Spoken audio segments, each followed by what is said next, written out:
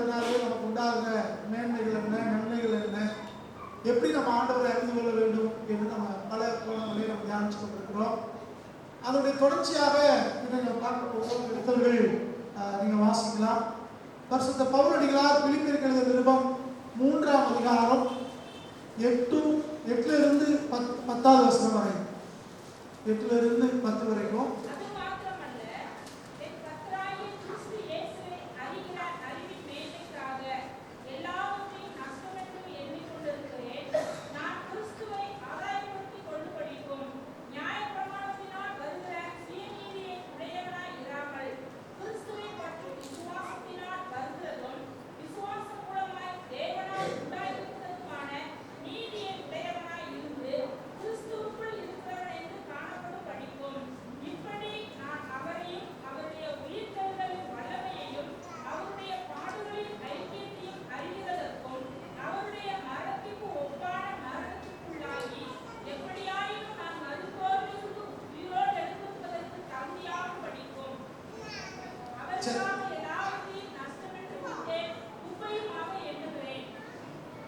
இந்த வேத வசனத்தை நம்ம பார்க்கும்போது இங்கே பவுலுடைய பிலிப்பிய சபைக்கு எழுதும்போது அவர் பேசுகிற ஒரு காரியத்தை பார்க்கிறோம். ஏற்கனவே பேதுரு நிருபத்திலிருந்து நம்ம பல காரியங்களை பார்த்தோம். அவர் அறிகிற அறிவுனா என்ன, அதனால என்ன நமக்கு நன்மை கிடைக்கிறது, என்ன மேன்மை இருக்கிறது, தேவ விதமாய் நம்ம நடத்துகிறான்னு பார்த்தோம். அன்றைக்கு இருந்த பிரதான அப்போஸ்தலர்களே 3 பேர்ல ஒருத்தர் இந்த பேதுரு, சபையின் தூணாக இடப்பட்டவர்களே ஒருவர். அவரை அந்த நாட்களிலே அவர் மகிமையாய் கர்த்தர் அவரை பேதுருவை பயன்படுத்தினார். பேதுரு அந்த நாட்களிலே பெரும்பாலும் யூத ஜனங்கள் மத்தியிலே ஒரு ஊழியங்களை செய்தார். ஆனால் அதே நேரத்தில் இன்னொரு பக்கம் பார்த்தீங்கன்னா ஆண்டவர் பவுலடியாரை கொண்டு வந்தார். இந்த பவுல் அந்த நாட்களிலே மகிமையான ஊழியங்களை புறஜாதியார் மத்தியிலே செய்தார். புறஜாதியார் மத்தியிலே ஆண்டவர் அவரை வல்லமையாய் பயன்படுத்தினார். யூதர்களுக்கு போதிச்சு பேதுருவா இருந்தாலும் சரி, புறஜாதியார்களுக்கு ஊழியம் செய்த இந்த பவுலா இருந்தாலும் சரி, 2 பேருமே இந்த கர்த்தரை அறிகிற அறிவை குறித்து அவர் அதிகமாக போதிக்கிறார். அப்ப யாரா இருந்தாலும் சரி, புதிய விசுவாசக்காரர்கள் சரி, புதுசாக ஆண்டவரை வரவங்களாக இருந்தாலும் சரி, அல்லது ஆண்டவரை அறியாமல் இருக்கிறவங்களாலும் சரி, ஆண்டவரை அறிந்து வளர்றவங்களா இருந்தாலும் சரி, எல்லாருக்கும் பொதுவான அடிப்படை உபதேசங்கள்ல ஒன்று ஆண்டவரை அறிகிற அறிவிலே வளர வேண்டும். ஆண்டவரை அறிகிற அறிவிலே யார் வளர்றாங்களோ அவங்க தான் மகிமையான மேன்மையான ஒரு வாழ்க்கையை அனுபவிக்க முடியும். ஒரு மேன்மையான வாழ்க்கை நீங்களான அடையணும்னா அது ஆண்டவரை அறிகிற அறிவிலே அடங்கி இருக்கிறது. அதை நம்ம பார்க்கலாம். சரி, இங்க பாருங்க, இங்க 8வது வசனத்துல அவர் சொல்றாரு, என் கர்த்தராகிய கிறிஸ்து இயேசுவை அப்படின்னு ஆரம்பிக்கிறார். என் கர்த்தராகிய கிறிஸ்து இயேசுவை அப்படின்னு ஆரம்பிக்கிறார். என் கர்த்தராகிய கிறிஸ்து இயேசு அவர் சொந்தமாக பாராட்டி பிலிப்பிய சபைக்கு சொல்லுகிறார், எனக்கு கர்த்தர் அவரை நீங்க அறிஞ்சுக்கிறோம், என்னுடைய தெய்வம் அவரை நீங்க அறிஞ்சுக்கிறோம் அப்படின்னு சொந்த பாராட்டி அவர் பேசுகிறார். என் கர்த்தராகிய கிறிஸ்து இயேசுவை அறிகிற அறிவின் மேன்மைக்காக அப்படிங்கிறார். அப்ப கிறிஸ்து இயேசுவை அறிகிற அறிவே இருந்தார், அதுவே ஒரு மேன்மை. ஆண்டவரை அறிந்து கொண்டாலே அது ஒரு மேன்மை. இன்னைக்கு உலகத்துல பாத்தீங்கன்னா நம்ம தேசத்துல எங்க போனாலும் சரி, பெரிய ஆட்களோட உறவுமுறையில் இருக்கிறவங்க கொஞ்சம் பெரிய ஆளா பார்ப்பாங்க தானே. அவர் பெரிய ஆளு, அவங்க நிறைய பழக்க வழக்கம் உண்டு, அவருக்கு அதிகார வர்க்கத்துல தொடர்பு இருக்கு இப்படிலாம் நம்ம சொல்றோம். ஆனா இங்க வேதம் சொல்லுது, அது எல்லாத்தையும் விட சர்வ வல்லமையுள்ள ஆண்டவர் இயேசு கிறிஸ்துவை நீங்களாக அறிஞ்சுக்கிட்டோம்னா அப்ப இது எவ்வளவு மேன்மையா இருக்கும்னு யோசிப்பாரு. ஒரு முதல்வரை, ஒரு பிரதமரை, ஒரு ஜனாதிபதியை, ஒரு பெரிய அதிகாரிகள் தெரிஞ்சிருந்தா அதுலயே நம்ம நினைக்கிறாங்க பெரிய ஆளு, அவங்க அவர் இருக்காரு அப்படின்னு நினைக்கிறோம். அன்னைக்கு வேதம் சொல்றது ஆண்டவராக இயேசு கிறிஸ்துவை அறிகிற அறிவுன்பாங்க. நம்முடைய ஆண்டவரை அறிகிற அறிவு. அப்போ கர்த்தராகிய இயேசு கிறிஸ்துவை அறிகிற அறிவின் மேன்மைக்காக, அப்ப ஆண்டவரை அறிகிற அறிவு நமக்கு வந்தாலே அதுவே ஒரு மேன்மை தான். இன்னைக்கு உலகத்துல பேரு, புகழ், பணம், பதவி அதையெல்லாம் மேன்மையா நினைக்கிறாங்க. அதையெல்லாம் ஏற்கனவே வைத்திருந்த அனுபவித்துக் கொண்டிருக்கிற பவுல்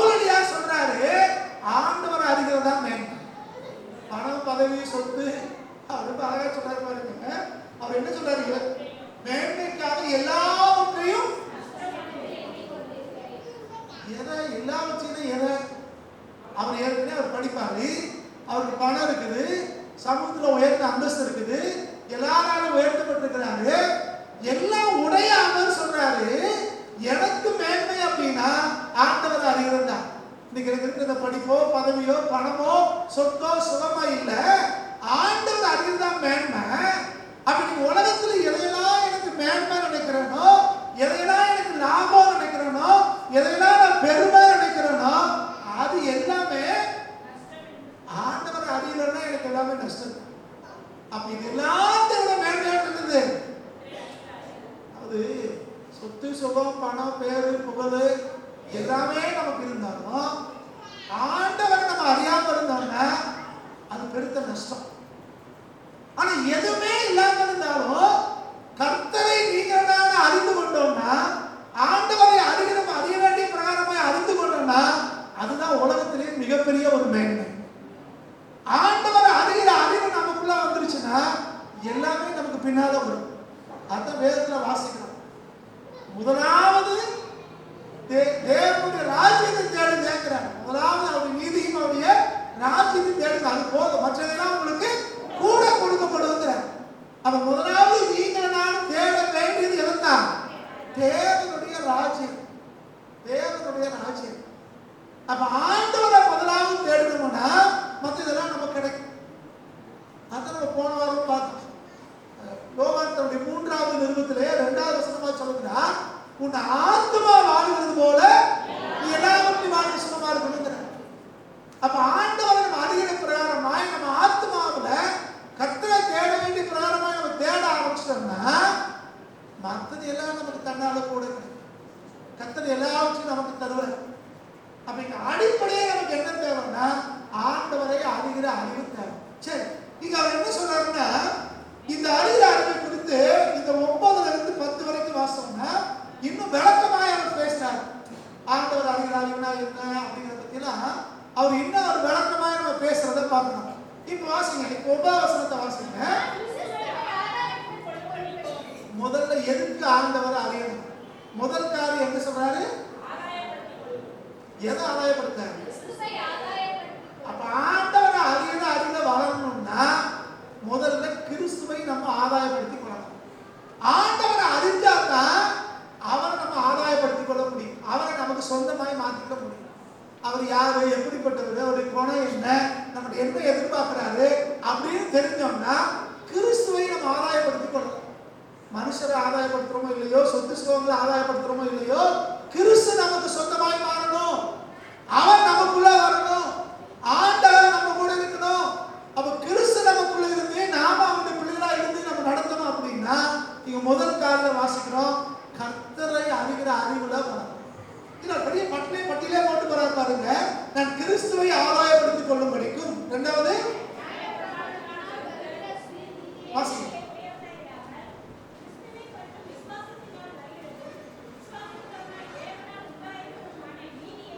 இரண்டாவது ஒரு நீதியை பேசுறார். என்ன நீதினா விசுவாசத்தினாலே உண்டாகிற நீதி. நியாய பிரமாணத்தினாலே வர்ற நீதி கிடையாது. நியாய பிரமாணத்தினாலே வருகிற நீதி இல்லை, விசுவாசத்தினாலே வருகிற நீதி. அடுத்து சொல்றாரு பாருங்க, அதுக்கு அழகா சொல்றாரு, விசுவாசத்தினால் வருகிறதும் விசுவாசம் மூலமாய் தேவனால் உண்டாயிருக்கிறதுமானேங்கிற. அப்ப விசுவாசத்தினால வரணும், விசுவாசத்தினாலே தேவனால உண்டாகும். அதுதான் உண்மையான நீதி. நீதின்னு சொல்லி கொஞ்சம் பேர் என்ன செய்யறோம், ஒண்ணு நம்ம இஷ்டத்துக்கு செய்வோம், நமக்கு எது விருப்பமோ அதை செய்வோம், நமக்கு எது பிடிக்குமோ அதை செய்வோம், நமக்கு எது ஆதாயமோ அதை செய்வோம். இன்னொரு பக்கம் அவனை ரொம்ப ஸ்ட்ரிக்டா இருக்கிறேன் அப்படின்னு சொல்லிட்டு வேத வசனத்தின்படியோ தேவனுடைய கிருபையின்படியோ தேவன் நடத்துறபடியோ செய்யாம நம்ம இஷ்டத்துக்கு செய்வோம். இன்னொரு பக்கம் ஸ்ட்ரிக்டா இருக்கிறேன் அப்படின்னு காட்டிக்கிறோம், ஸ்ட்ரிக்டா இருக்கிறேன்னு காட்டிட்டு நேர் பாராடுறதை நம்ம செய்வோம்.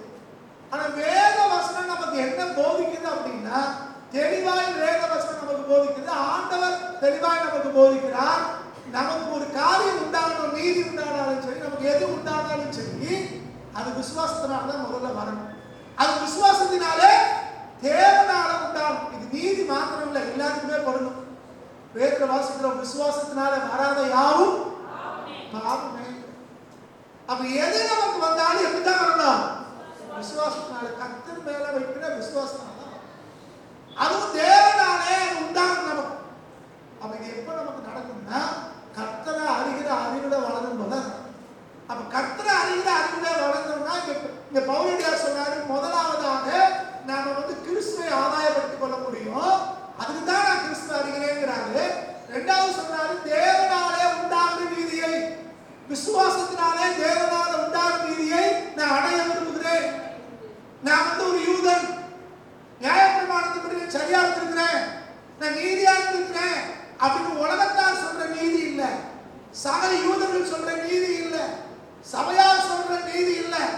விசுவாசத்தினாலே உண்டாகிற நீதி, தேவனாலே உண்டாகிற நீதி, அதை நான் உடையவனா இருக்கணும். அடுத்து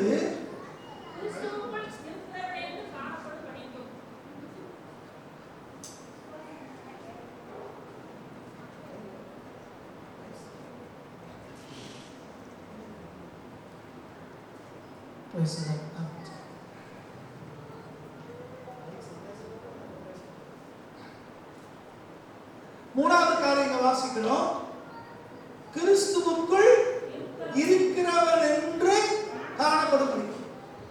அவன் கிறிஸ்துவை அறிகிற அறிவுல வளரும் போதுதான் நாம கிறிஸ்துவுக்குள்ள இருக்கிறோன்னே காணப்பட முடியும். ஆண்டவரை அறிகிற அறிவுல வளரல அப்படின்னா நீங்கள் நானும் கிறிஸ்துக்குள்ள இருக்கிறவராக காணப்பட முடியும். கிறிஸ்துக்குள்ள இருக்கிறவராக காணப்படுறதுன்னா என்னது? நம்முடைய பேச்சு வெளிப்படுத்தும், செய்கை வெளிப்படுத்தும், நடத்த வெளிப்படுத்தும், சிந்தனை வெளிப்படுத்தும், நம்முடைய ஆசைகள் வெளிப்படுத்தும், நம்முடைய விருப்பங்கள், நம்முடைய திட்டங்கள், தீர்மானங்கள், இது எல்லாமே நம்ம கிறிஸ்துக்குள்ள இருக்கிறவனா இல்லையாங்கிறத வெளிப்படுத்தும். ஆண்டவரை அறிகிற அறிவுல வளர்ந்தோம்னா நம்ம கிறிஸ்துக்குள்ளே காணப்படுகிறோம் என்பதை வெளிப்படுத்த முடியும். இப்ப ஆண்டவர் அறிகிறோம், வேத வசனத்தை தியானிக்கிறோம் அப்படின்னா நம்ம வாழ்க்கையில அது வெளிப்படும். பிள்ளைகள் வசனம் சொன்னாங்க, அவர் மேய்ச்சல் உள்ள இடங்கள்ல, புல்லுள்ள இடங்கள்ல என்னை மேய்த்து அமர்ந்த தண்ணீரை என்னை கொண்டு போய் விடுகிறார் அப்படின்னு. அப்போ நமக்கு ஒரு தேவை இருக்குன்னா, நம்ம கிறிஸ்துவை அறிந்து கொண்டா நமக்கு ஒரு விசுவாசம் வரும்.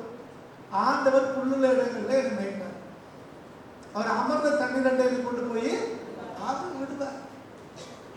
ஒரு ஆடு மேய்ச்சிட்டு இருந்த ஒருத்தரை தேவன் அரசனாய் மாற்ற முடியும் தான். அதுவும் தாய் தகப்பனே மறந்து போய் காட்டுல தன்னுடைய மந்தையே கதிர் கிடந்த ஒரு இளைஞனை தேவன் கண்ணோக்கி பார்த்து அவரை ராஜாவாக பிரதிஷ்டை பண்ணி அவர் சிங்காசனத்துல ஏற்றி உட்கார வச்சு சமஸ்த இஸ்ரவேலுக்கும் ஒரு பேரரசனாய் அவரால் மாற்ற முடிஞ்சிருக்கும்னா நீங்க நம்ம தேவைகளை சந்திக்கிறது எவ்வளவு லேசான காரியம். அப்ப அவர் புல்லுள்ள இடங்களில் வைத்து அமர்ந்த தண்ணீர் நடத்துவார். எப்ப நமக்கு தெரியும்? அவர் அறியும் போது தெரியும் அவர் எப்படிப்பட்டவர். இல்ல நீ எப்படி இருந்தாலும் சரி, நீ எனக்கு இவ்வளவு பணம் கொடுக்கணும், இவ்வளவு காணிக்கை கொடுக்கணும், இதை எனக்கு செய்யணும் அப்படின்னு ஆண்டவர் சொல்றது. நம்ம எப்பெல்லாம் ஆண்டவரே கூப்பிடுறோமோ அப்பெல்லாம் அவர் நம்மை தேடி வருகிறவர். எப்பெல்லாம் நம்முடைய தேவைகளை கத்துக்க சொல்றோமோ அப்பெல்லாம் நம்ம உதவி செய்ய இறங்கி வர்றவர். அவருக்கு தேவை ஒண்ணு இல்லை, நம்ம தேவைக்கு தான் அவர் நம்மளை தேடி வந்திருக்கிறார். நம்ம கொடுத்து ஒன்றும் கட்டணம் வயத்துல போறது இல்லை. வேறு சொல்றது வெள்ளியும் அவருடைய தான், பொண்ணும் அவருடைய இல்ல. நம்ம அவருக்கு காணிக்கை கொடுக்குறோம்னா அது நம்முடைய ஆசீர்வாதத்தை கொடுக்குறோம் ஒழிய நம்ம கொடுக்கறதுனால தேவனுக்கு ஒன்றும் நிறைய போறது இல்லை. எத்தனை பேருக்கு சொல்ல வார்த்தை புரியுது? கர்த்தருக்கு கொடுக்குறோம். எது கொடுக்குறோம்? சத்தியத்தின்படி கொடுக்குறோம். நம்ம ஆசீர்வாதம் வச்சுக்கொள்ள கொடுக்குறோமே ஒழிய நம்ம கொடுக்காட்டா தேவனுடைய வேலை நின்று போயிருங்கிறது இல்லை. தேவன் கிரியை செய்ய முடியாதுன்னு இல்லை, தேவராட்சியை கட்டப்பட முடியாதுன்னு இல்லை. கர்த்தர் யாரை கொண்டு கிரியை செய்தார்? பழைய பாட்டு காலத்துல ஆண்டவர் சவுலை கொண்டு வந்தார். அன்னைக்கு இருந்த இஸ்ரவேலர்ல அவர் தான் ரொம்ப வளர்த்தியான ஆளு, அவர் தான் அரச பொறுப்புக்கு ஏற்ற ஆளு நினைச்சு இஸ்ரவேலரே கேட்டாங்க இவரை கொடுங்க அப்படின்னு. ஆனா அவர் ராஜாவா ஏற்படுத்தினது ஏன்? ஆண்டவர் வழியில அவர் இல்ல, சவுல் இல்ல. இப்ப சவுல் நினைச்சுக்கிட்டாரு நம்ம தான் இஸ்ரவேலை காக்குறவங்க, நம்ம தான் இஸ்ரவேலுக்கு அப்படின்னு நினைச்சிட்டு இருந்தாரு. கர்த்தர் அந்த சவுலை தள்ளிட்டு அதே இஸ்ரவேல்ல அவர் பிறந்த அதே பெஞ்சமின் கோத்திரத்துல இன்னொரு சவுலை ஆண்டவர் எடுக்கிறார். அந்த சவுல் எங்கெல்லாம் இருந்து போனாரோ அங்க இந்த புதிய ஏற்பாட்டுல அந்த சவுலை கர்த்தர் உயர்த்தி வச்சார். அப்போ ஒரு சவுல் போனா ஆண்டவர் அவ்வளவுதான் தேசமே போச்சு நினைக்கிற ஆண்டவர் இல்லை. அதே இடத்துல அதே பேர்ல அதே கோத்திரத்துல கர்த்தர் இன்னொரு எழுப்ப முடியும். அப்ப நம்மளை வச்சுதான் எதுங்கிறது இல்லை, நம்ம இல்லைன்னா கர்த்தர் இன்னொரு கொண்டு செய்வார். ஆனா ஒன்றை புரிந்து கொள்ளணும், நம்ம ஆண்டவருக்குள்ள இருந்தோம் அப்படின்னா, ஆண்டவருடைய வசனத்துப்படி நடந்தோம்னா, அவர் அறிகிற பிரகாரமாய் அறிந்து கொண்டோம்னா நமக்கு நன்மை, நமக்கு ஆசீர்வாதம். இது பூமியிலையும் சரி பரலோகத்திலையும் சரி நமக்கு மேன்மை உண்டாகும். அப்ப இந்த பூமியிலே ஒரு சாட்சியுள்ள வாழ்க்கை வாழணும்னா, இந்த பூமியிலே ஒரு மகிமையான வாழ்க்கை வாழணும்னா, நம்ம யாரு தெரியுமோ தெரியாதோ ஆண்டவரை அறிகிற அறிவிலே வளரணும், கர்த்தருக்குள்ளாக வளரணும், ஆண்டவரை தேடணும், ஆண்டவருடைய வார்த்தைப்படி நடப்பதற்கு நம்மளை அர்ப்பணிக்கணும். அப்படி செய்யும் போது நாம இந்த பூமியிலே உயர்த்தப்பட முடியும். சகலமான தேவைகளையும் அவனால சந்திக்க முடியும். எப்படி ஒரு ஆட்டுக்கு எங்க மேய்ச்சல் இருக்குன்னு தெரியாது, ஆனா மேய்ப்படுத்த தெரியும். அவர்தான் புல்லுள்ள இடங்களில் மேய்த்து அமர்ந்த தண்ணீரை கொண்டு போய் விடுகிறான்.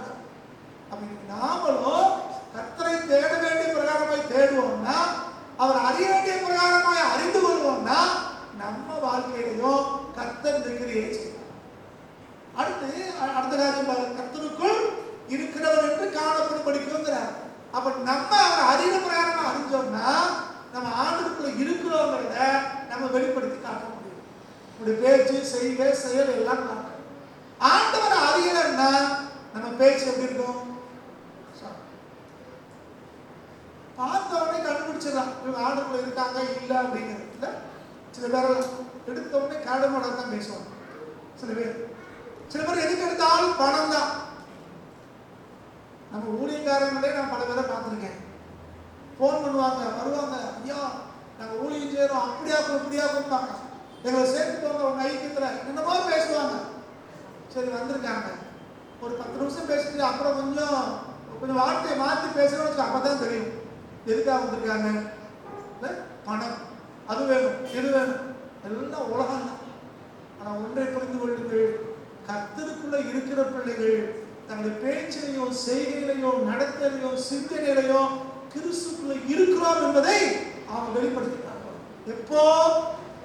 அவர் அறிகிற அறிவுல வரும். ஒரு ஹாஸ்பிட்டலுக்கு போறோம், சரீர சுகவீனமாய் ஒருத்தங்க அங்கே ட்ரீட்மெண்ட்ல இருக்காங்க, சிகிச்சையில் இருக்காங்க, பார்க்க போறோம். பார்த்தோன்னே என்ன பேசுறோம்?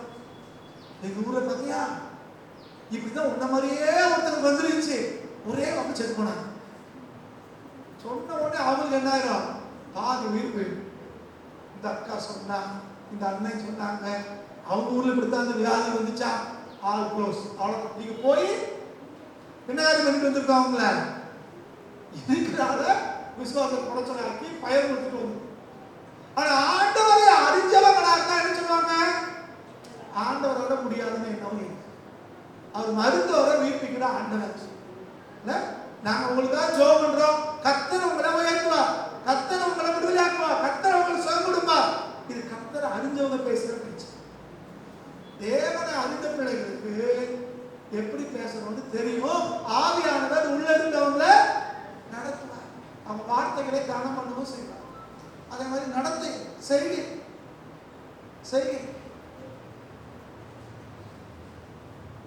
ஒரு தம்பி ஃபஸ்ட்டு நாங்கள் புதுசாக வீடு வாங்க போகிறோம், ஜெபம் பண்ண வாங்க, அந்த வீட்டை பார்க்க வாங்கன்னு கூப்பிட்டான்.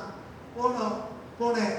அந்த தம்பி சொன்னான், பாஸ்டர் இந்த வீட்டை என் தம்பி பேருக்கு தான் வாங்க போகிறேன்னா சொல்லிட்டு அவங்க சொல்கிறாங்க. கொஞ்சம் பேர் சொல்கிறாங்க, நீ என்ன சம்பாதிச்சு போட்டு 2 பேர் தான் சம்பாதிக்க, எதுக்கு ஒரு தம்பி பேரில் வாங்குற, நாளைக்கு என்ன பிரச்சனை என்ன செய்வேன் அப்படின்னு கேட்டாங்க. அப்போ இவன் சொன்னா, தம்பி பேரில் தானே வாங்குறேன், அவன் வச்சுட்டு போகிறான், அப்போ என்ன அப்படின்னு சொல்லிட்டேன். மாஸ்டர் எதுக்கு செய்யல அப்படின்னா வார்த்தை கவனிக்கிறீங்களா? 2 பேரும் சம்பாதிக்கிறாங்க ஒரு குடும்பத்துல. வீடு வாங்குறது யார் பேர்ல வாங்க போறேன்? தம்பி பேர்ல வாங்க போறேன்னா மற்றவங்க சொல்றாங்களா 2 பேரும் பணம் போடுறேன், எதுக்கு தம்பி பேர்ல வாங்குற? நாளைக்கு என்ன செய்யலாம்னு அவர் சொல்ற தம்பி தானே குடுக்காட்டி வச்சுட்டு போறான் பெண்ண, நமக்கு ஆர்டர் தர மாட்டாரா? கொஞ்சம் நம்மளை யோசிச்சு பாருங்க. 1/2 பவுன் கூட போட்டாங்களாம் அக்காவை விட தங்கச்சிக்கு, தம்பி தங்கச்சி விட அக்காவுக்கு. வீட்டுல எத்தனை குடும்பங்களை சண்டை, எவ்வளவு ஒரு பிரச்சனை. கேட்டா நாங்க யாரு? கிறிஸ்தவம், ஆவிக்குரிய குழப்பம். ஆண்டவரை அறிகிற அறிவுல வளர்ந்தோம்னா இதெல்லாம் ஒண்ணுமே ஒண்ணுமே இல்லை. நம்ம பாடுறோமே, மண்ணுக்காக மாணிக்கத்தை விட மாட்டேங்கிறாங்க. நம்ம மண்ணுக்காக எவ்வளவு அப்படிதானே, சொந்தம், உறவு, குடும்பம் எல்லாத்தையும் தள்ளி வச்சுட்டு நமக்கு என்ன வேணும்? அந்த அறப்பொருளாக தான் சண்டை குடும்பங்கள். அன்னைக்கு ஒரு வீட்டுல உங்க அக்கா எப்படி இருக்காங்கன்னு கேட்டேன். நாங்க பேச மாட்டோம். எதுக்கு பேச மாட்டாங்க? ஒரு பட்டிச்சாலை எக்ஸ்ட்ரா வாங்கிட்டாங்க மாட்டோம், அதுக்காக பேச. தங்கச்சியை விட அக்காவுக்கு ஒரு பட்டுச்சேலை எக்ஸ்ட்ரா அம்மா எடுத்து கொடுத்துச்சாங்க. அன்னைக்கு எடுத்து கொடுத்தாங்கல்ல, அதை எப்படி வாங்கலாம்? அக்காவுக்கு வேணும்னு தங்கச்சிக்கு வேணும்னு அவன் சொல்லலையே. யோசிச்சு பாருங்க. கிறிஸ்துக்குள்ள இருக்கிறோமாங்கிறத எப்பதான் வெளிப்படுத்த முடியும்? அவரை அறிகிற அறிவுல வளர்ந்தாதான். ஆண்டவர் தேடணும்னா அவர் எல்லாத்தையும் கொடுக்கிறாங்க. கர்த்தரை தேடும் போது நமக்கு என்ன தேவையோ எல்லாம் கொடுப்பார். நம்முடைய ஆண்டவரே சொல்றாரு, இவைகளாம் உங்களுக்கு தேவை என்று உங்கள் பரமபிதா அறிந்திருக்கிறார். இவங்க அஞ்ஞானிகள் நாடு தேடுறாங்கன்றார். அஞ்ஞானிகள் ஆண்டவர் அறியாதவங்கன்னா அது இது சண்டை போடுவாங்க. அதுக்கு இதுக்கு சாப்பாடு என்ன செய்ய, ட்ரெஸ்ஸுக்கு என்ன செய்ய, வீடுக்கு என்ன செய்ய சண்டை போட்டு கிடப்பாங்க. ஆனா கர்த்தரை அறிந்த பிள்ளைகளுக்கு இதெல்லாம் சாதாரண காரியம். எத்தனை பேர் கர்த்தர் வார்த்தை புரியுது? கவனி கவனி. நான் திருச்சியில வேலை பார்க்கும்போது பக்கத்துல ஒரு கிராமத்துக்கு ஊழியத்துக்கு போவேன். அந்த வீட்டுல அந்த ஊர்ல ஒரு கிராமம், அவங்க தாத்தாவுக்கு அப்பா இருக்காங்க. சரியா, ஒரு 4-5 தலைமுறை ஒரே குடும்பத்துல இருக்காங்க, ஒரே வீட்டுல குடியிருக்காங்க. எனக்கு யாரு என்னன்னு தெரியல. யார் அப்பா, யார் அம்மா, யாரு பிள்ளை, யாரு தாத்தா ஒண்ணுமே புரியல. ஒரு 2-3 வாரம் போயிட்டு 4ஆவது வாரம் தான் கேட்டேன், இது என்னங்க உங்க வீட்டுல இவ்வளவு பேர் இருக்கீங்களே என்ன அப்படின்னு கேட்டா, அப்பதான் சொல்றாங்க 5 தலைமுறையா 4-5 தலைமுறையா நாங்க யாரும் பிரிஞ்சு போறோம். என்ன வேடிக்கைன்னா, கவர்மெண்ட்ல வேலை செய்யறவங்க இருக்காங்க, பிரைவேட்ல வேலை செய்யறவங்க இருக்காங்க, விவசாயம் செய்யறவங்க இருக்காங்க, படிக்கிறவங்க இருக்காங்க, வயசானவங்க இருக்காங்க, எல்லாமே இருக்காங்க. ஆனா அந்த பெரியவர் என்ன சொல்றாரோ அதுக்கு தான் இருக்கிறோம். சமையல் ஒரே சமையல், வீட்டுல இருக்கவங்க சமைக்கிறாங்க, அவங்க பாத்திரத்தை எடுத்துட்டு போய் தனித்து ரூம்ல வச்சு சாப்பிடுறாங்க. அவங்களுக்கு அந்த தாத்தா தான் உனக்கு பசங்க எவ்வளவு, உனக்கு டீச்சர் எவ்வளவுன்னு அவர் அவங்க சம்பளத்துல எடுத்து கொடுத்துட்டு இருந்தாரு. மீதி எல்லாம் பொது கணக்கு வருது. நம்மளை கொஞ்சம் யோசிச்சு பாருங்க. நான் சொல்றது ஆண்டவரை அறியாதவர்களை. நீங்க பெந்தகோஸ்தே கர்த்தரை அறிஞ்சிருக்கிறேன்னு சொல்றவங்க எத்தனை துரோகங்கள் நடக்குது, இல்ல எத்தனை ஏமாற்று வேலைகள் நடக்குது, கொஞ்சம் யோசிச்சு பாருங்க. சில வருஷங்களுக்கு முன்னால ஒரு செய்தி வாசிச்சேன். கையெழுத்து வாங்கும் போது வேற எது கையெழுத்து வாங்கும் போது சொத்து பத்திரத்தை கொடுத்து வந்து கையெழுத்து வாங்கிட்டாரா. அது கோர்ட் வரைக்கும் போயிடும். யாரு? அன்னை பாஷை பேசுற ஆட்கள் தான், நம்ம ஆட்கள் தான். காரணம் உன்னை புரிந்து கொள்ளுங்கள். அன்றைக்கு தகப்பனை ஒருத்தர் ஏமாத்தினான். யாரு? யாக்கோபு. எப்படி ஏமாத்தினா? அவன மாதிரி ட்ரெஸ் பண்ணிட்டு வந்து அந்த ஆட்டு தோலை பொத்திட்டு வந்து ஏமாத்தினான். ஆனா கர்த்தர் நீதி செய்கிறவர். அதே ஆளை இப்ப அவன் பிள்ளைய ஏமாத்துச்சு, அதே ஆட்டு தோலை வச்சுதான் ஏமாத்துச்சு. சொல்றது புரியுதா?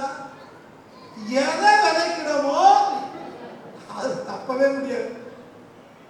அது யாரா இருந்தாலும் சரிதான். அப்ப நீங்க நானும் ஒன்றை தெளிவா புரிஞ்சுக்கணும்.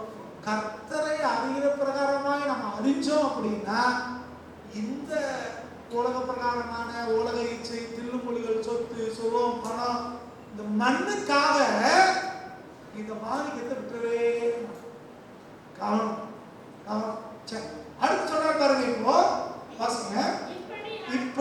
அடுத்த வசனத்துல இப்படி எப்படி முதல்ல சொன்னாரு, முதல்ல என்னது, கிறிஸ்துவை ஆதாயப்படுத்திக் கொள்ளணும், அப்புறம் விசுவாசத்தினாலே வருகிற தேவனால உண்டாகிற நீதி அடையணும், மூணாவது கிறிஸ்துக்குள்ள இருக்கிறவன் என்று காணப்படணும். இப்படியாக நான் அவரையும், யார் அறியணுமா, முதல்ல அவர் அறியணும், ஆண்டவரை அறியணும்.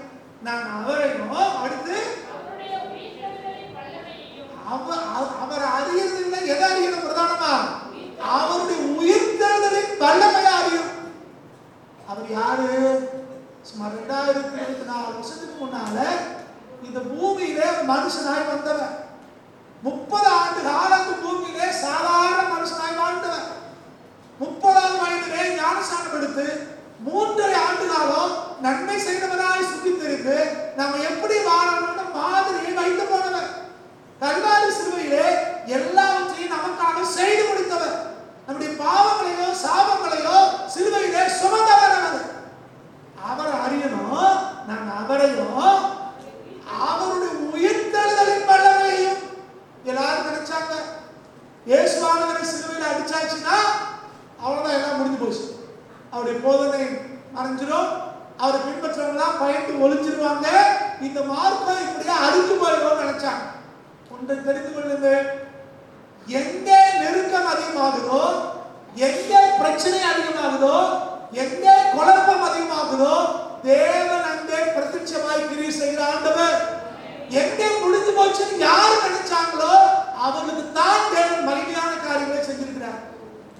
எல்லாரும் நினைச்சாங்க இயேசுவை சிலுவையில் அடிச்சாச்சு, இனி அவ்வளவுதான், வாழ்க்கை முடிஞ்சு போச்சு, மரித்தார் தான், அவர் கண்ணங்களை அடக்கம் பண்ணப்பட்டார் தான், அவர் எழுந்து வந்து விடாதபடிக்கு பெரிய கள்ள புரட்டி வச்சு அதுக்கு முத்திரம் போட்டாங்க தான், அதோடு கூட காவலாளிகளையும் வச்சாங்க. ஆனா பாதாளமா இருக்கலாம், கல்லறையா இருக்கலாம், கல்லா இருக்கலாம், சிப்பாய்களா இருக்கலாம், யாராலையும் அவர் உயிர்த்தெழுதலை தடுக்கவே முடியும். அப்ப சிலுவை மரணங்கள் இல்லாட்டா இது ஒரு உயிர்த்தெழுதலே இல்லை. அப்ப நமக்கு உண்டாயிருக்கிற இந்த பாடு, இந்த உபத்திரவம், இந்த பிரச்சனை இன்னொரு மேன்மைக்கான ஆரம்பம். இது பிசாசுக்கு தெரியாது.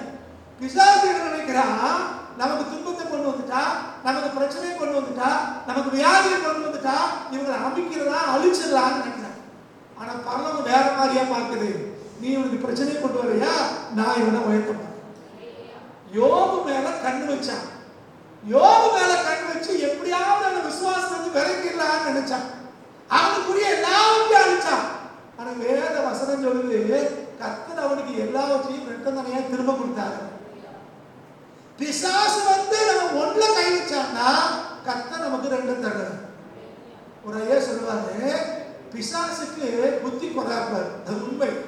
அவனுக்கு வந்து கூறுபாடு கிடையாது, புத்தி கிடையாது. அவன் அறியாமையினாலே நமக்கு பிரச்சனையை கொண்டு வர்றான், நமக்கு கஷ்டங்களை கொண்டு வர்றான். ஆனா அவன் பிரச்சனையும் போராட்டங்களையும் கொண்டு வர்றதுனாலதான் நம்ம மென்மேலும் வளர்ந்துகிட்டே இருக்கிறோம், வளரப்போம். அவன் பிசாசு எந்த அளவுக்கு நமக்கு நெருக்கங்களை கொண்டு வர்றானோ, எந்த அளவுக்கு நமக்கு தீர்வு செய்யறானோ, அது நமக்கு நஷ்டம் இல்லை, நம்ம உயர போறோம்னு அர்த்தம். அப்போ பிசாசை கண்டு, அவனுடைய கிரியைகளை கண்டு, அதை அவன் செய்யற தடைகளை கண்டு, அவன் கொண்டு வர குழப்பங்களை கண்டு ஒருபோது நம்ம சோர்ந்து போகவே கூடாது. கர்த்தர் நம்மளை உயர்த்த போறாருன்னு. அப்ப உயிர்த்தெழுதலின் வல்லமை அப்படிங்கிறது என்ன அப்படின்னா, மற்றவங்க முடிஞ்சு போச்சுன்னு சொல்லும் போது இல்ல இல்ல இனிமேல் தான் ஆரம்பமே அப்படின்னு கர்த்தர் துவக்கி வைக்கிறாரே, அதுதான் உயிர்த்தெழுதலின் வல்லமை. அப்ப எதுலாம் நம்ம வாழ்க்கை முடிஞ்சு போச்சுன்னு நினைக்கிறோமோ, எதுல நம்ம முன்னேற முடியாதுன்னு நினைக்கிறோமோ, எதுல நமக்கு ஆசீர்வாதம் இல்லைன்னு நினைக்கிறோமோ, அதுல எல்லாம் கர்த்தர் நம்மளை திரும்ப தூக்கி நிறுத்துறாங்க. அதுதான் உயிர்த்தெழுதலின் வல்லமை. உலகத்துல எல்லாரும் நினைக்கிறாங்க மரணம் தான் முடிவு, அதோட ஒண்ணு இல்லை. ஆனா ஆண்டவர் சொல்றார், மரணம் முடிவு இல்லையா, அதுக்கு பிறகு உயிரோடு இருந்திருக்க முடியும், அதுக்கு பிறகு இன்னொரு வாழ்க்கை இருக்கு. அப்ப உலகம் எதை முடிவுன்னு சொல்லுதோ அதை கர்த்தர் இன்னொரு உயர்வுக்காக மேன்மைக்காக படியாக மாற்றி தருகிறார். அப்ப உலகம் ஒன்று சொல்லும், அதெல்லாம் நம்ம கேட்டுட்டு இருக்க கூடாது. சொந்தக்காரங்க ஒன்று சொல்லுவாங்க, வேண்டிய ஒன்று சொல்லுவாங்க, டாக்டர் ஒன்று சொல்லுவாங்க, வக்கீல் ஒன்று சொல்லுவாங்க, இதெல்லாம் மற்றவங்க சொல்றாங்க. ஆனா கர்த்தர் நமக்கு என்ன சொல்றாரு, அதுதான் நம்மளை உயர்த்தும், அதுதான் நம்மளை மேம்படுத்தும், அதுதான் நம்ம வாழ்க்கையில மகிமையான காரியங்களை செய்யும். அப்ப எங்க வேதம் சொல்றது சொல்லுது, ஆண்டவர் நமக்கு சொல்கிறார், நம்ம ஆண்டவரை அறிகிற அறிவுல வளரணும்னா அவரை தெரியணும். அவனை உயிர்த்தெழுதலின் வல்லமை, சாதாரண வல்லமை. எந்த நிலைமையில இருந்தாலும் அது நம்மை தூக்கி நிறுத்தும். எந்த நிலைமையில இருந்தாலும் அது மறுபடியும் நம்மளை எழுந்து நிற்க வைக்கும். நம்ம எந்த நிலைமையில இருந்தாலும் அது நமக்கு ஒரு மறுவாழ்வை தரும். முடிஞ்சு போச்சுன்னு சொல்றதுக்கு ஒண்ணுமே இல்லை. கர்த்தர் நம்மை திரும்ப தூக்கி நிறுத்துகிறார். சரி, அடுத்த வாசம் பாருங்க. அடுத்து எதா வேணுமா? பாடுகளின் ஐக்கியம். இன்னைக்கு பெந்தகோஸ்தே வட்டாரத்துல, கிறிஸ்தவ வட்டாரத்துல கேள்விப்படாத ஒரு வார்த்தை. இங்கே பவுல் எழுதுகிறார், அவரை அறியணும், அவருடைய உயிர்த்தெழுதலின் வல்லமையை அறியணும், அதோட அவருடைய பாடுகளின் ஐக்கியம்ங்கிற, அவருடைய அற்புதத்தின் ஐக்கியம், அவருடைய ஆசீர்வாதத்தின் ஐக்கியம், அவருடைய செழுமையின் ஐக்கியம், அவருடைய உயர்வின் ஐக்கியம் சொன்னா கேட்கறதுக்கு நல்லா இருக்கும் தானே. அது எப்படி முன்னேறது, அது எப்படி ஆசிரியப்படுறது? சமீபத்தில் ஒரு நோட்டீஸ் பார்த்தேன், பணம் சம்பாதிப்பது எப்படி, சிறப்பு கருத்தனை பெந்தகோஸ்தே. அப்புறம் நிலம், சொந்த வீடு வாங்குவதற்கான விசேஷ ஆராதனை. சொந்த வீடு வாங்குறது தப்பு இல்லை, நிலம் வாங்குறது தப்பு இல்லை, அதெல்லாம் நமக்கு தேவை. அவரை அறிகிற அறிவுல வரணும்னா இது பின்னால தன்னால வரும், அப்படிதானே? நாய் முன்னால போச்சுன்னா வால் பின்னால வருவாங்க நம்ம ஊர்ல. அப்படிதான், நாய் முன்னால போச்சுன்னா வால் என்ன செய்யணும்? அதை நம்ம கர்த்தரை அறிய வேண்டிய பிரகாரம் அறிஞ்சோம்னா, முதலாவது அவரையும் அவருடைய ராஜ்யத்தை தேடணும். அப்படின்னா மற்றது எல்லாம் கூட அர்த்தம், அடிஷனா அவரு நமக்கு தர. இதை விட்டுட்டு இதுதான் நம்ம நோக்கம் இல்லை. எப்படி பணம் சம்பாதிக்கிறது, எப்படி இடம் வாங்குவது, எப்படி வீடு வாங்குவது, இதுதான் நமக்கு முழு நேர வேலை இல்லை. கர்த்தரை தேடும் போது இதெல்லாம் கர்த்தர் நமக்கு கொடுக்கிறார், தேவன் செய்வார். ஆனா அதெல்லாம் வச்சிருந்த பவுலடியார் சொல்றாரு, அவருடைய பாடுகளின் ஐக்கியத்தை அறிகிறதுக்கு, எப்படி உயிர்த்தெழுதலின் வல்லமையை அறிந்து கொள்ள விரும்பினாரோ அதே மாதிரி பாடுகளின் ஐக்கியத்தை அறியணுங்கிற. அப்படி பாடுகளின் ஐக்கியம் அது என்னது? ஆண்டவர் பாடுபட்டாரா? நமக்கு முன்மாதிரியா இந்த பூமியில வந்து ஆண்டவர் பாடுபட்டாரா இல்லையா? அவன் பாடுகள்ல ஒரு ஐக்கியம் இருக்குங்கிற. கொஞ்சம் பேரு நான் ஆண்டவருக்காக பாடுபடுகிறேன், ஆண்டவருக்காக உபத்திரவப்படுறேன். ஒரு முறை நம்ம சபையில சொல்லியிருக்கேன், ஒரு ஞாபகம் இருக்குன்னு நினைக்கிறேன். சில வருஷங்களுக்கு முன்னால ஒரு ஊழியக்காரர் என்ன பார்க்க வந்தார். பார்க்க வந்தவர் அவருடைய இளம் ஊழியக்காரர், அப்போ இளம் ஊழியக்காரர். அவர் என்ன சொன்னார், மாஸ்டர் நான் ஊழியம் செய்யற ஊர்ல இது ஒரு புறஜாதியா புண்ணா இருக்கேன், என்ன அடிச்சிட்டான் மாஸ்டர் அப்படின்னா. கேட்டோடனே கொஞ்சம் மனசு கஷ்டமா இருந்துச்சு. ஊழியக்காரர் அடி வாங்கிட்டாரு, என்ன ஆண்டவர் செஞ்சு தூதர்களா என்ன செஞ்சுட்டு இருந்தாங்க, இப்படி அடிவாங்க விட்டுருக்கு. அடிச்சவன் கையை நேரம் இருக்கலாமா? இல்ல நமக்குள்ள உண்டாருது, அடிச்சது எப்படி தைரியமா இருக்கான், எப்படி பார்த்துட்டு இருக்கிறது, எப்படி அவர் ஊழியக்காரர் வேதனைப்பட்டிருப்பாரு அப்படின்னு அவர் சொன்ன உடனே நமக்குள்ள கொஞ்சம் மனசு கஷ்டம். சரி, எப்படியாவது அவரை உற்சாகப்படுத்தணும்னு நினைச்சிட்டு அது என்ன நடந்துச்சு, எதுக்காக அடிச்சாங்க அப்படின்னு கொஞ்சம் அவரை ஆர்வப்படுத்துறதுக்காக கேட்டேன். அப்பா அவர் சொன்னார், எங்க ஊரு கிராமம் உள்ள இருக்குது, பஸ் ஏறதுக்கு ரோட்டுக்கு வரணும், கொஞ்சம் தள்ளி இருக்குது ரோடு. அப்படி எங்க ஊருக்குள்ள இருந்து பஸ் ஏற வரும்போது வழியில ஒரு தோட்டம் இருந்துச்சு, அதுல கரும்பு போட்டிருந்தாங்க, கரும்பு நல்லா விளைஞ்சு இருந்துச்சு. அதை பார்த்த உடனே பார்க்க ஒரு ஆசை, கரும்பு திங்கணும்னு ஒரு ஆசை, ரொம்ப வருஷங்கள் ஆச்சு. அதனால நான் உள்ள போய் ஒரு கரும்பை ஒடிச்சு திங்க ஆரம்பிச்சிட்டேன். தோட்டக்காரன் பார்த்துட்டான். அவன் வந்து நிறைய தோட்டத்துல ஒடிச்சுட்டியே, நான் இன்னும் சாமி கூடவே இல்லை, இன்னும் நான் கரும்பு வெட்டவே ஆரம்பிக்கல, அதுக்குள்ள வந்து நீ கை வச்சு ஒடிச்சு தின்னு எச்சரிப்படுத்திட்டேன்னு சொல்லி கோபத்துல அவன் வந்து என்னோட சண்டைக்கு வந்தான். நான் யாரும் தெரியுமா, நான் ஊழியக்காரன், நான் ஒடிச்சதை எப்படி நீ எடுத்துக்காங்களான்னு கையில் வச்சிருந்த கரும்பை பிடிங்கி அடிச்சு மண்டையை உடச்சுட்டாங்க. சொல்றது புரியுங்களா? அடி வாங்கினது எதுக்கு? கரும்புகளை வாண்டதுக்கு, கர்த்தருக்காக இல்லை. இன்னைக்கு கொஞ்சம் பேர் இப்படித்தான் சொல்லுங்க, பக்கத்து வீட்டில் கோழியை களவாண்டுட்டு கர்த்தருக்காக அடி வாங்கினேன். தேவையில்லாத வேலையை செஞ்சுட்டு கர்த்தருக்காக உபத்திரவப்படுறேன். இதெல்லாம் கர்த்தருக்காக உபத்திரப்படுறது இல்லை, ஆண்டவருடைய நாமத்தின் நிமித்தம், ஆண்டவர் மேல வைக்கிற விசுவாசத்தின் நிமித்தம், ஆண்டவருக்காக வேறுபட்ட ஜீவியை சேர்ந்தனால, ஆண்டவருக்காக பக்தி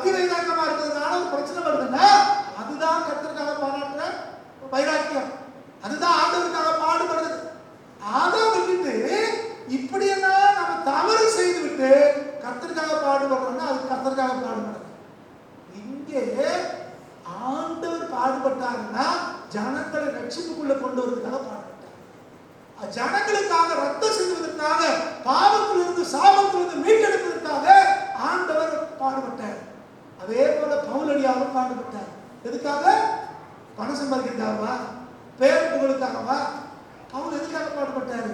அவர் கொரிந்தியருக்கு பெரிய லிஸ்டே போடுறாரு, என்னதான் பாடுபட்டேன் அப்படின்னு.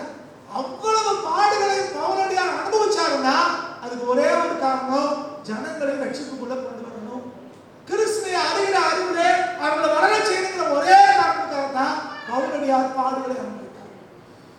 பாடு இல்லாம ஒரு பரலோக வாழ்க்கை இல்லை, பாடு இல்லாம ஒரு மேன்மை இல்லை. உண்மையான கர்த்தருடைய பிள்ளைகளுக்கு நீங்களும் நானும் கர்த்தரை அறிந்திருந்தோம் அப்படின்னா சுவிசேஷத்தை நிமித்தம் நமக்கு பாடுகள் வரதான் செய்யும். எப்ப ஆண்டவருக்காக ஓட ஆரம்பிக்கிறோமோ அப்ப பாடு வரதான் செய்யும். கபடி விளையாட்டு நிறைய பேர் பார்த்துருப்போம், அப்படித்தானே? நம்ம ஊர்ல எல்லாருக்கும் தெரிஞ்ச விளையாட்டு கபடி விளையாட்டு, கிராமங்கள்ல இருந்து எல்லாருக்கும் தெரியும். கபடி விளையாடும் போது 2 குரூப் விளையாடுவாங்க. அங்கிட்டு ஒருத்தர் விசில் அடிச்சுட்டு இருப்பாரு, சுத்தி இருந்து ஆட்களாம் கை தட்டி அவளை உற்சாகப்படுத்திட்டு இருப்பாங்க. இப்போ அந்த விளையாடுற ஓடியே வந்து அந்த விசில் அடிக்கிறவரை ஓங்கி விரிப்பானா, அது அவரை பிடிச்சி கீழே வந்து அமுக்குவானா? விசில் அடிக்கிறவர் சிரிச்சுட்டு இருப்பாரு. அது மாதிரி சைடில் வந்து கை தட்டினா அவனை போய் கீழே எடுத்து போட்டு விரிப்பாங்களா? யாராவது போட்டு அமுக்குவாங்களா? அமுக்கவே மாட்டாங்க. யாரைத்தான் பிடிச்சு அமுக்குவாங்க? ஆடி போறவன் தான் பிடிக்கும். எதுக்கு? இவன் இப்படியா விட்டா தொடங்கி போயிடுவான், பாயிண்ட் எடுத்துருவான், ஜெயிச்சிருவான். அதே மாதிரி யார் ஆண்டவருக்காக ஓடுறாங்களோ அவங்களுக்கு தான் பிரச்சனை வரும், அவங்களுக்கு தான் பிசாசு தடுக்குன்னு நினைக்கிறான். அப்ப நமக்கு எதிராக ஒரு கூட்டம் எழுப்புதுன்னா, ஒரு பிரச்சனை வருதுன்னா நம்ம ஏதோ வேலை செய்யறோம்னு அர்த்தம், ஏதோ ஓடுறோம்னு அர்த்தம். அதனாலதான் ஒரு கூட்டம் நமக்கு எதிராக வேலை செய்யும். அப்படி இல்லைன்னா கண்டுக்கவே மாட்டாங்க.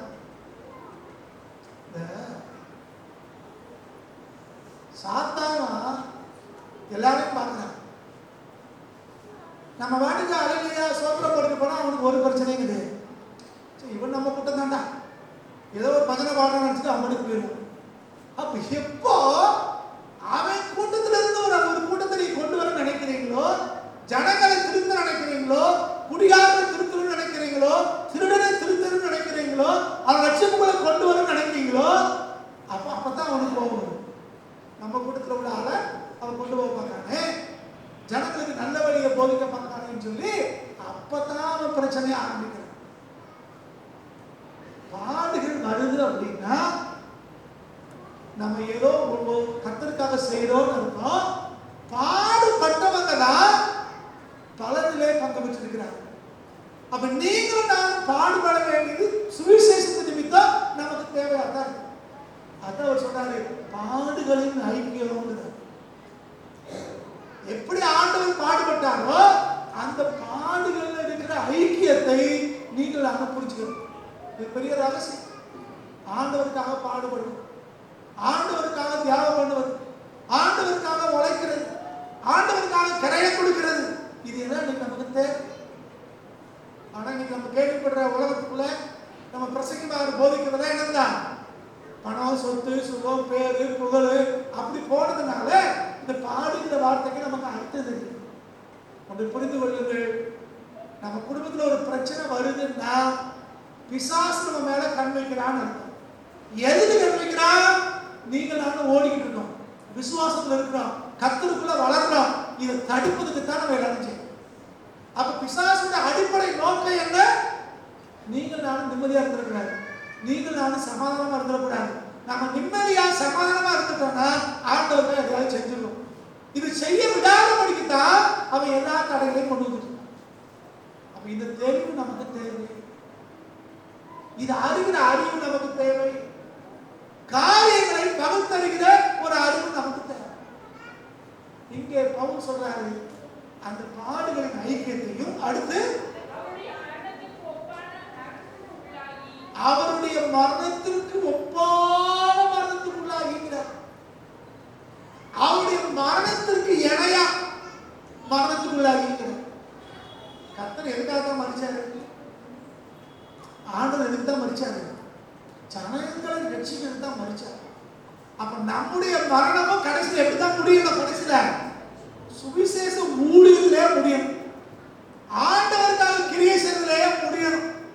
நம்முடைய மரணங்கிறது சில பேருக்கு ஆண்டவரை அறிவிக்கிறதாய், தேவராஜ்யத்தை கட்டுகிறதாய், அதுல நிறைவு செய்யணும். வெறுமனே ஓடுங்க, சொத்துக்காக ஓடுங்க, சொகத்துக்காக ஓடுங்க, வீட்டை கட்டுறதுக்காக ஓடுங்க, பணச்சமாதிக்க ஓடுங்க, ஓடி அதுல போய் சாப்பிடாது. நிறைய பேருக்கு ஓவர் டைம் வேலை. எதுக்கு ஓவர் டைம் வேலை? பணம் சம்பாதிக்கிறதுக்காக ஓவர் டைம். கொஞ்ச நாள் கழிச்சு உடம்பு முடியாம போகுது. ஏன் ஓவர் டைம்? எதுக்கு? பணத்துக்காக. இன்னைக்கு நிறைய பிரச்சனைகள், சண்டைகள் எதுக்கு? இதுதான். இடையில ஒரு குறிப்பிட்ட நபரை கொன்று விட்டார், கொலை நடந்துச்சு. அதை கேள்விப்பட்டு ஒருத்தர் சொன்னார், இந்த மாதிரி ஒருத்தர் கொண்டுட்டாங்க அப்படின்னு. அதை குறித்து விசாரிச்சோம். அப்போ ஒரு ஐயா சொன்னார், அதை பத்திலாம் நீங்க ஒன்றும் பொருட்படுத்த வேண்டாம், கவலைப்பட வேண்டாம், அவர் கர்த்தருக்காக ஒன்றும் சாகல. ஊருக்குள்ள வேற பிரச்சனைகளை, தேவையில்லாத பிரச்சனைகளை தலையிட்டு அவரை கொண்டுட்டாங்க. அதனால அதுல நீங்க வருத்தப்படாதீங்க, கவலைப்படாது. வருத்தம் புரியுதா? வெளியே சொல்லப்படுறது 1000, அங்க நடக்கிறது வேற. ஆனா வேதம் சொல்கிறது, பவுலடியார் சொல்கிறார், அவருடைய மரணத்துக்கு ஒப்பான மரணம். அப்ப ஆண்டவரை போலவே நம்முடைய முடிவு இருக்கணும். மரணத்துக்கு ஒப்பான மரணத்துக்கு உள்ளாகி எப்படி ஆகினும், எந்த வகையில நாம் எப்படி ஆகினும்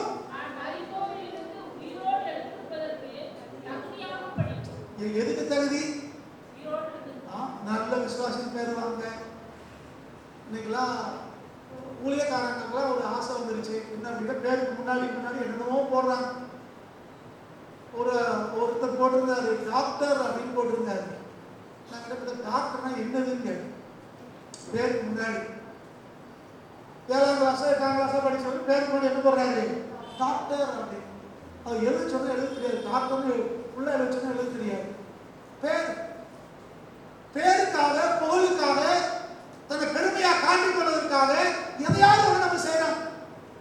ஆனா வேத வசனம் சொல்கிறது, கல்விமான் பவுலடியார் சொல்றாரு, நான் மருத்துவரிலிருந்து உயிர் தெழுவதற்கு தகுதி ஆகணும். எதுக்கு தகுதி?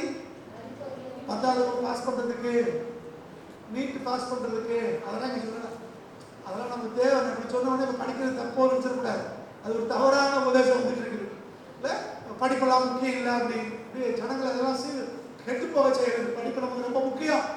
ஆனா நமக்கு எதுக்கு நம்மளை தகுதியானவங்க பவுலடியார் சொல்றாருன்னா, அவர் விரும்புறாரா மருத்துவரிலிருந்து உயிர் தெழுவதற்கு தகுதியாகிறதுக்கு.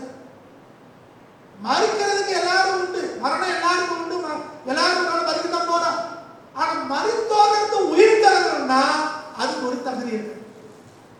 ஆண்டவராக இயேசு கிறிஸ்து மத்திய ஆகாயத்தில் வரும்போது மருத்துவர் முதலாவது எழுந்திருப்பார்கள் வேணும் சொல்லுது. கர்த்தருக்குள் மருத்துவர் முதலாவது எழுந்திருப்பாங்க, பின்பு உயிரோடு இருக்கிற நாமும் எதிர்கண்டு போவோம் அப்படின்னு. அப்ப கிறிஸ்துக்குள்ள யார் மறிக்கிறாங்களோ அவங்க தான் முதலாவது எழுந்திருப்பாங்க. அதுக்கு பிறகுதான் உயிரோடு இருக்கிற நாமும் அவரை எதிர்கொண்டு போவோம்.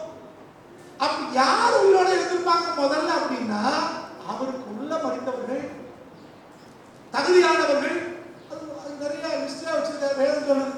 ஆண்டவராக இயேசு கிறிஸ்துவை சொந்த ரட்சகராக ஏற்றுக்கொண்டு மனம் திருப்பி அவர் இரத்தத்தினாலே கழுவப்பட்டு பாவம் மன்னிக்கப்பட்டு சுத்த மனச்சாட்சியோடு ஜீவித்து தண்ணீரிலே பிதாகுமாரன் பரிசுத்தாவின் நாமத்தினாலே மூழ்கி ஞானஸ்நானம் எடுத்து யார் சுத்த மனச்சாட்சியோடு ஜீவிக்கிறாங்களோ, ஆண்டவருடைய வசனத்தின்படி வாழ்றாங்களோ, அவரை பின்பற்றுறாங்களோ, அவங்க தான் அவர் மருத்துவ உயிரோடு இருக்க முடியும்.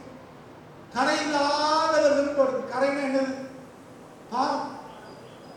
வேத வசனத்தினாலே குற்றம் சாட்டப்படாதவங்க, அவங்க தான் உயிரோடு இருக்க முடியும்.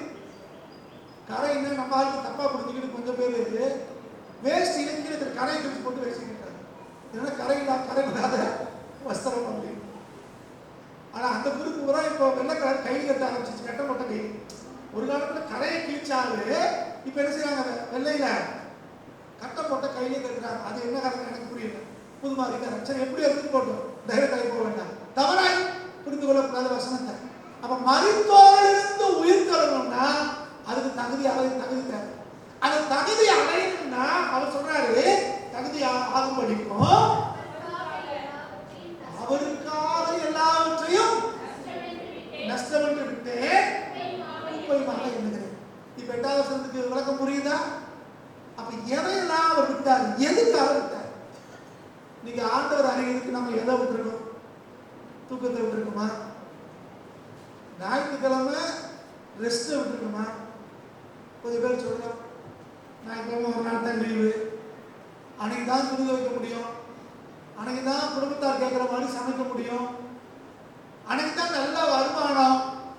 நம்ம பல காரியங்களை யோசிக்கணும். எதையெல்லாம் விட்டுருக்காருன்னு பாருங்க.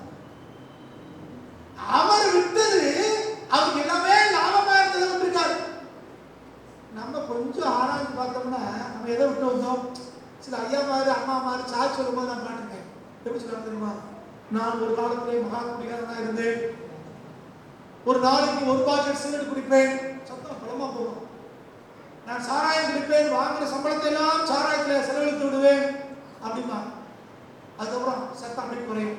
ஒரு நாள் இந்த இயேசுவை தெய்வமாக ஏற்றுக்கொண்டேன், எல்லாவற்றையும் விட்டு விட்டேன், ஏதோ பெரிய தியாகம் பண்ணது மாதிரியும், அவருக்கு லாபமாக இருந்ததை விட்டு வந்தது மாதிரியும், இப்போ செய்யக்கூடாத ஒரு வேலையை செய்ய மாதிரியும் சதத்தை ரொம்ப குறைச்சி, இப்பொழுது நான் குடிப்பதில்லை, இப்பொழுது சிறுக்கலாம் குடிப்பதில்லை. இப்போ விட்டுட்டு வந்ததை என்னதான் சுத்த குப்பை, அதை சொன்னது எப்படி சொல்றான்? ரொம்ப லாபமாக விட்டு வந்த மாதிரி. பவுல் எதையெல்லாம் லாபமா இருந்துச்சோ, பேரா இருந்துச்சோ, பெருமையா இருந்துச்சோ அதையெல்லாம் விட்டுருக்காரு. எதுக்காக விட்டேங்கிறாரு? அவரை அறிகிற அறிவுக்காக தான் விட்டேன். கர்த்தரை அறிவு கொள்ளணுமையா, அதுக்கு எதெல்லாம் தடையா இருக்கோ அதை நான் விடுறேன். நம்ம ஆண்டவரை அறியறதுக்கு எதெல்லாம் தடையா இருக்கு? கொஞ்சம் பேருக்கு டிவி தடையா இருக்கு, கொஞ்சம் பேருக்கு செல்போன் தடையா இருக்கு, இல்ல கொஞ்சம் பேருக்கு வேலை தடையா இருக்கு. கொஞ்சம் யோசிச்சு பாருங்க. நம்ம சர்ச்சில் ஒரு தம்பி இருந்தான், வெளியூர்ல வேலை செய்யறான். ஆரம்ப நாட்கள்ல அவன் 6ஆம் தேதி வரும்போது அவன் இன்ஜினியர் வேலைக்கு போகணும் ட்ரை பண்ணிட்டு இருந்தான். ஞாயிற்றுக்கிழமை தான் பரீட்சை வரும். அப்ப அவன் சொன்னா, நான் போக மாட்டேனே அப்படின்னு. கவர்மெண்ட் படிச்ச கூட ஞாயிற்றுக்கிழமை தான் வரும்னா, இல்ல நான் 6ஆம் தேதி வருவேன். கத்த நடப்பார், என்னுடைய முரட்டு விசுவாசம் கூடாது, ஞாயிற்றுக்கிழமை தான் பெரும்பாலான பரீட்சை வரும், வழி இல்லை அப்படின்னு.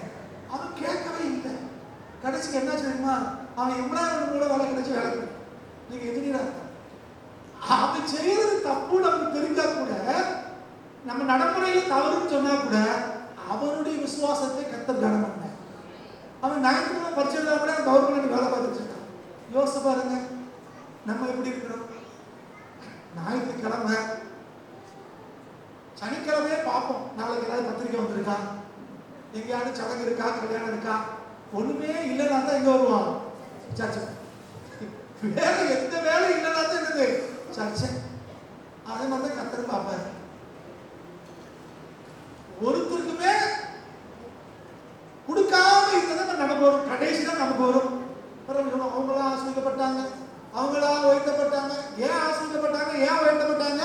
கர்த்தரை அறிய வேண்டிய பிரகாரமா அறிஞ்சதுனால, கர்த்தரை தேடுனதுனால கர்த்தரை அவரை உயர்த்தினார். எத்தனை பேரை பார்க்கிறோம்?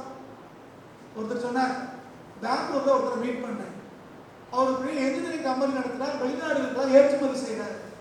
அவர் என் கம்பெனிக்கு வாங்கன்னு கூப்பிட்டு போனாரு. எனக்கே ஆச்சரியமா இருந்துச்சு. அப்ப அவர் சொன்னார், சார் எனக்கு எழுத படிக்க மட்டும்தான் தெரியும், வேற ஒண்ணுமே தெரியாது. ஆண்டவர் அறிய ஆரம்பிச்சேன், இங்க கடைக்கு வேலைக்கு வந்தேன், அப்படியே பழகி நிறைய வேலை பழகிட்டேன். இப்போ இந்த தொழிற்சாலை வச்சிருக்கேன், இங்க இருந்து என்ஜினியரிங் பொருட்கள் உற்பத்தி பண்ணி வெளிநாடுகளுக்கு அனுப்புறேன். கர்த்தர் கொடுத்த ஞானத்தினால இது. ஆனா என் சொந்த பந்தங்களா என்னை பார்த்து பொறாமப்படுறாங்க, எப்படா பெங்களூருக்கு போன இவ்வளவு பெரிய கோடீஸ்வரன் ஆகிட்டாங்க. ஒரே ஒரு வழி, ஆண்டவர் கடன் பண்ணேன், கர்த்தர் என்ன வைக்கிறார். ஞாயிற்றுக்கிழமை எந்த லாபம் வந்தாலும் கம்பெனி திறக்க மாட்டேன்.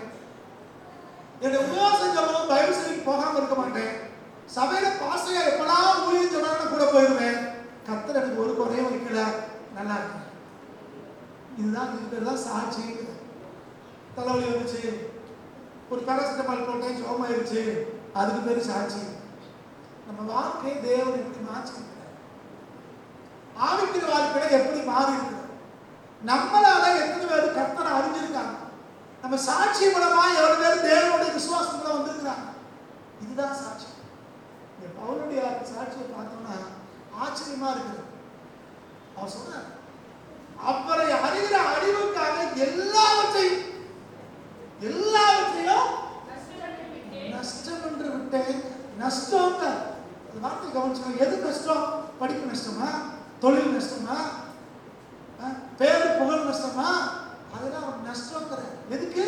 தேவனோடு கம்பேர் பண்ணி அவர் அறியணும்னா இந்த பெருமை, பணம், புகழ், பதவி, சொத்து, சுகம், தொழில் இதை வச்சுக்கிட்டுலாம் அவர் அறிய முடியாது. அதெல்லாம் நமக்கு தேவை. ஆனா கர்த்தரை அறிய வேண்டிய நேரத்துல, கர்த்தர் சமூகத்தில் உட்கார வேண்டிய நேரத்துல, ஆண்டவரை தேட வேண்டிய முறையில நீங்கள் நான் தேட ஆரம்பிச்சோம்னா மிகுதியான மேன்மையும் நன்மையும் அவர் நமக்கு தருவார். கொஞ்சத்துல உண்மையா இருந்தாங்கன்னா என்ன கொஞ்சம்? நம்ம கொடுத்த நேரம், நம்ம கொடுத்த வேலை, நம்ம கொடுத்த படிப்பு, அதுல எல்லாம் உண்மையா இருக்கணும். எப்படி உண்மையா இருக்கணும்? முதலாவது தேவனுக்கு, அடுத்து மற்றவங்க. இதுதான் உண்மையில ஆரம்பம். 24 மணி நேரத்தை கொடுத்திருக்கிறாரு, வாரத்துக்கு 7 நாள் கொடுத்திருக்கிறாரு.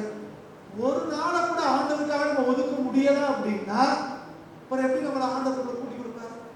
எப்படி நமக்கு ஆசீர்வாதத்தை அதிகமாக கொடுக்க முடியும்? தேவன் எப்படி நம்மளை உயர்த்த முடியும்?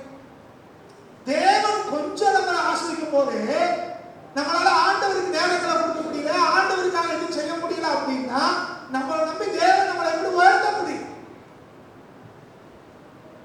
ஒரு எம்என்சியினுடைய தலைவரை நாம் மீட் பண்ணணும். உலகளாவிய ஒரு பெரிய நிறுவனத்தினுடைய தலைவர், உபதலைவர் நினைக்கிறேன், உபதலைவர். அவங்க சொல்லும்போது சொன்னாங்க, பாஸ்டர் நான் ஒரு ஞாயிற்றுக்கிழமை ஆராதனை கூட மிஸ் பண்றது கிடையாது. என்னை ஊழியத்துக்கு கூப்பிட்டாங்கன்னா நான் மாட்டேன்னு சொல்றது கிடையாது. அப்ப நான் சொன்னேன், நீங்க மிகப்பெரிய பதவியில் இருக்கீங்க, இப்படி இருந்தா எல்லாரும் கூப்பிடுவாங்களே அப்படின்னு. அப்ப அவர் சொன்னார், வேலைக்கு பாதிப்பு வராது, ஆனா ஊழியத்துக்கு எனக்கு தடையா இருக்கக்கூடாது, அதுக்கு ஏற்ற விதத்திலே செய்யணும். புரியுதா? இதுதான் நேர நிர்வாகம். நேர நிர்வாகம் நம்ம எப்படி செய்யறோம்? தேவன் நம்மளை ஆசிரியர் துவங்கின உடனே கர்த்தர் எப்படி தேவன் நம்மளை உயர்த்த முடியும்?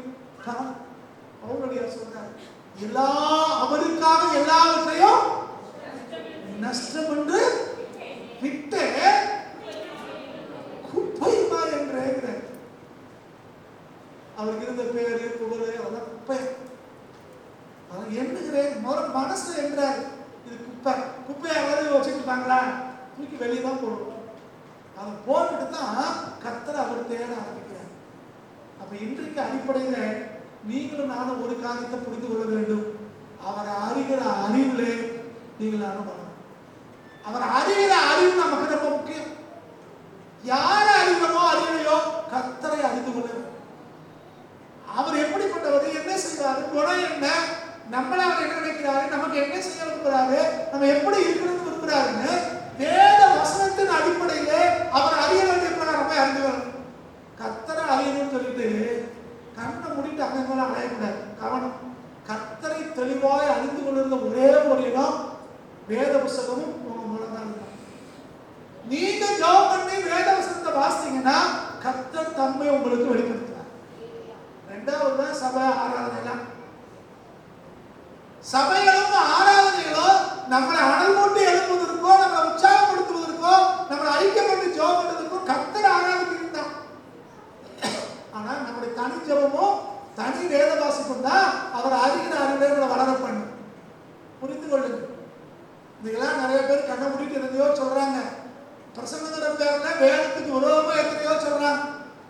சமீபத்தில் நம்முடைய ஊழியர் கூட்டம் இருந்துச்சு. அவர் ஊழியர் சொன்னார், யாரோ ஒரு பெரிய பிரசங்கார்னு உலகம் சொல்ற ஒரு ஆள் சொன்னாங்க, நாம் முதலாவது தமிழர்கள், ரெண்டாவது கிறிஸ்தவர்கள், அதனால பொங்கல் வைக்கணும்னா. இதுதான் சுத்தமான சாத்தான், 1ஆம் நம்பர் சாத்தான். ஒரு அம்மா பிஜேபி எம்பி சொல்லியிருக்கு, சார் எம்எல்ஏ வானதி சீனிவாசன் சொல்லியிருக்கு, பொங்கல் பண்டிகையை நீங்க எல்லா மதத்துக்காரங்களும் அவங்களுக்கு சொந்தம் கொண்டாடுறாங்க. ஆனா உண்மையில இது அவங்க பண்டிகை இல்லை, எங்களுடைய இந்துக்களுடைய பண்டிகை. பொங்கலுங்கிறதே சூரியனுக்கு நன்றி சொல்லத்தான் நாங்க பொங்கலே வைக்கிறோம் அப்படிங்கிறது நம்ம சொல்றது புரியுதா? அதான் உண்மை. அவங்க என்ன செய்வாங்க? சூரியனுக்கு தான் படைக்காங்க, சூரியனை கும்பிடுறாங்க. யோகாசனங்கிறது என்னது? சூரிய வழிபாடோட ஆரம்பிக்கிறது, சூரிய நமஸ்காரத்தோட ஆரம்பிக்கிறது. இது தெரியாம நம்ம ஆளுகள் என்ன செய்யறாங்க? பிசாசு வலையில சிக்கிருக்காங்க. பேருக்காக புகழுக்காக எம்மதமும் சம்மதம். ஐயா ஒன்னு புரிந்து கொள்ளுங்கள், வேத வசனத்தை பின்பற்றுறவர்களுக்கு ஒன்னு ஃப்ரண்ட் கேர் அல்லது ரிவர்ஸ் கேர் தான். நியூட்ரல் கேர் ஒன்று கிடையவே கிடையாது. ஒன்று முன்னாடி போனோம் அல்லது பின்னாடி போனோம். நடுநிலை எல்லாரோடையும் நான் ஒற்றுமையா இருப்பேன் வாய்க்கிறதே இல்லை. வேத வசனம் அப்படிதான் சொல்லுது. கவனம் கவனம். ஏமாந்து போயிடக்கூடாது, ஏமாந்துடக்கூடாது. நயவஞ்சகமான உபதேசம். கர்த்தரை அறிகிற அறிவுல வளர்ந்தா பரிசுத்தமான தேவன், தீமையை பாவத்தை பார்க்கக்கூடாத சுத்த கண்ண அவரை போய் இன்னொரு ஆள் ஒப்பிட முடியுமா? கற்பனை பண்ணிப்பாங்க. ஆண்டவரையும் பழைய ஏற்பாட்டில் சொல்லப்பட்டிருக்கிற அறுவடை பண்டிகை பெந்தெகோஸ்தையும் இந்த பொங்கலையும் ஒப்பிட்டு பேசுறாங்க. இதை விட எனக்கு கோபம் எதுவும் பேசக்கூடாதுன்னு யோசிக்கிறேன். ரெக்கார்டிங்ல இருக்கு, எல்லாரும் பார்க்கிறோம். கவனம். இதெல்லாம் பிசாசனுடைய தந்திரங்களுக்கு அடையாளம். கர்த்தரை அறிகிற அறிவுல நீங்களான வளர ஆரம்பிச்சோம்னா நம்ம வாழ்க்கையில வேறுபட்ட ஜீவியம் தன்னால வரும். மற்றவர்களிருந்து விலகி ஜீவிக்கணுங்கிற ஒரு ஆசை வரும். சமூகத்துல தான் நம்ம வாழுகிறோம், ஆண்டவர் இந்த பூமியில தான் வச்சிருக்கிறார். ஆனா அதே நேரத்துல ஆண்டவர் உங்களை தனிமையாய் வாழ சொல்லவில்லை, லோன்லியா நான் வாழ சொல்லல. பட் தனித்துவத்தோடு தேவன் வாழ சொல்கிறார். ஒரு யூனிக்னஸோடு தேவன் நம்மை வாழ சொல்கிறார். அந்த யூனிக்னஸ் நமக்குள்ள வரணும்னா, அந்த தனித்துவம், அந்த வேறுபட்ட ஜீவி நமக்குள்ள வரணும்னா அவர் அறிகிற அறிவிலே நீங்கள் வளரணும். அவர் அறிகிற அறிவில வளரும் போதுதான் இந்த உலகத்தார் எதெல்லாம் பெருமை நினைச்சிட்டு இருக்காங்களோ அதெல்லாம் குப்பன்னு தூக்கி எரிஞ்சிட்டு அதெல்லாம் நஷ்டம்னு விட்டுட்டு கர்த்தரை தேட ஆரம்பிப்போம். கர்த்தரை தேடும் போதுதான், வேத வசனத்தின் வழியாக ஆண்டவரை அறிந்து கொள்ள ஆரம்பிக்கும் போதுதான் கர்த்தர் உங்களுக்கு எனக்கும் வெளிப்படுகிறார். உங்களை என்னையும் அவர் வெளிப்படுவார். ஜோபனமா இருக்கிற கர்த்தர் போது பார்ப்போம். எழுத